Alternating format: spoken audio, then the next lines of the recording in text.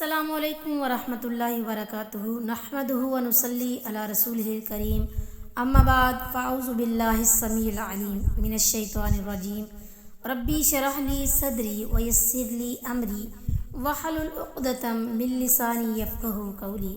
آج کی اس ویڈیو میں ہم سورۃ البقرہ کی آیت نمبر 125 کا لفظی ترجمہ اور اس کی تفسیر پڑھیں گے۔ اعوذ باللہ من الشیطان الرجیم، بسم اللہ الرحمن الرحیم۔ وعید اور جب جعلنا ہم نے بنایا بیتا خانہ کعبہ کو مثابتاً اجتماع کی جگہ للناسی لوگوں کے لیے وامنا اور امن کی جگہ واتخذوا اور تم بناؤ من مقام ابراہیم مقام ابراہیم سے مصلی نماز کی جگہ وعہدنا اور ہم نے حکم دیا الی ابراہیم ابراہیم کو واسماعیل اور اسماعیل کو ان طہرا کے پاک رکھیں بیتیا وہ میرے گھر کو للطائفین طواف کرنے والوں کے لیے والعاکفین اور اعتکاف کرنے والوں کے لیے والرکع السجود اور رکوع کرنے والے اور سجدہ کرنے والوں کے لیے۔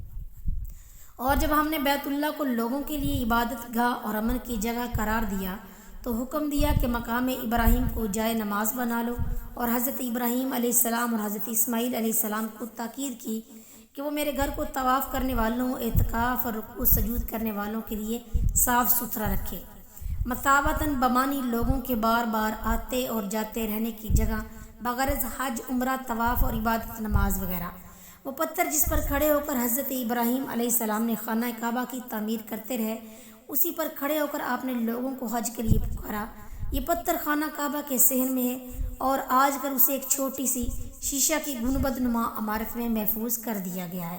حضرت انس رضی اللہ تعالیٰ عنہ فرماتے ہیں کہ حضرت عمر رضی اللہ تعالیٰ عنہ کہا کرتے تھے، 3 باتوں میں میری رائے اللہ کے علم کے موافق ہوگی، جن میں ایک یہ تھی کہ میں نے کہا یا رسول اللہ صلی اللہ علیہ وسلم، کیا اچھا ہوا اگر آپ مقام ابراہیم علیہ السلام کو نماز کی جگہ قرار دے دیں۔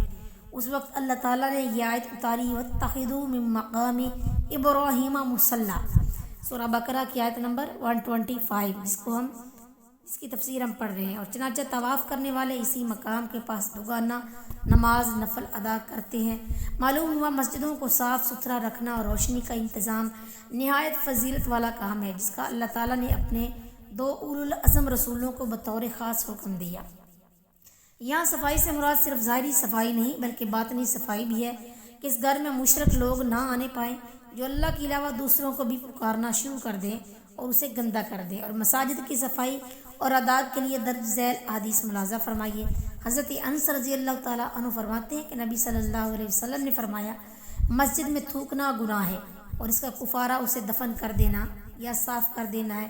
بخاری کتاب الصلاۃ باب کفارۃ البزاق فی المسجد۔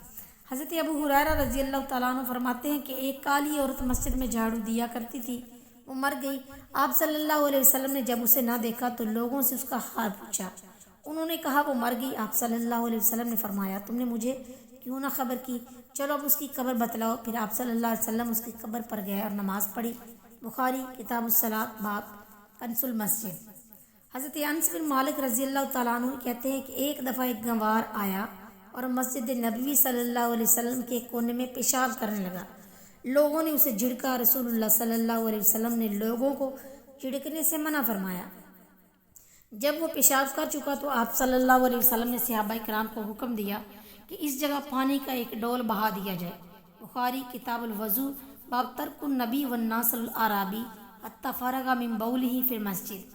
ایک دوسری روایت میں ہے کہ جب عرابی پیشاب سے فارغ ہو چکا تو آپ صلی اللہ علیہ وسلم نے اسے سمجھایا کہ یہ مسجد اللہ کے ذکر کے مقامات ہیں، بول و براز کے لیے نہیں، لہٰذا انہیں صاف ستھرا رکھنا چاہیے۔ حضرت جابر بن عبداللہ رضی اللہ تعالیٰ عنہ کہتے ہیں کہ آپ صلی اللہ علیہ وسلم نے فرمایا کہ جو کوئی اس درخت یعنی لہسن کو کھائے وہ ہماری مسجد میں نہ آئے۔ عطا کہتے ہیں کہ میں نے جابر سے پوچھا، کچی لہسن سے مراد ہے یہ پکی ہوئی؟ انہوں نے کہا کہ میں سمجھتا ہوں کہ اس سے کچی لہسن اس کی بدبو مراد ہے۔ صائب بن یزید کہتے ہیں کہ ایک دن میں مسجد نبوی میں کھڑا تھا، کسی نے مجھ پر پتھر پھینکا، کیا دیکھتا ہوں کہ وہ حضرت عمر رضی اللہ تعالیٰ عنہ ہیں۔ انہوں نے مجھے کہا، جاؤ فلاں 2 آدمیوں کو میرے پاس بلا لاؤ۔ میں انہیں بلا لایا تو حضرت عمر رضی اللہ تعالیٰ عنہ نے ان سے پوچھا، تم کون ہو اور کہاں سے آئے ہو؟ کہنے لگے ہم طائف سے آئے ہیں۔ حضرت عمر رضی اللہ تعالیٰ عنہ نے کہا اگر تم اس شہر مدینہ کے رہنے والے ہوتے تو میں ضرور تمہیں سزا دیتا، تم رسول اللہ صلی اللہ علیہ وسلم کی مسجد میں اپنی آوازیں بلند کرتے شور مچاتے ہو۔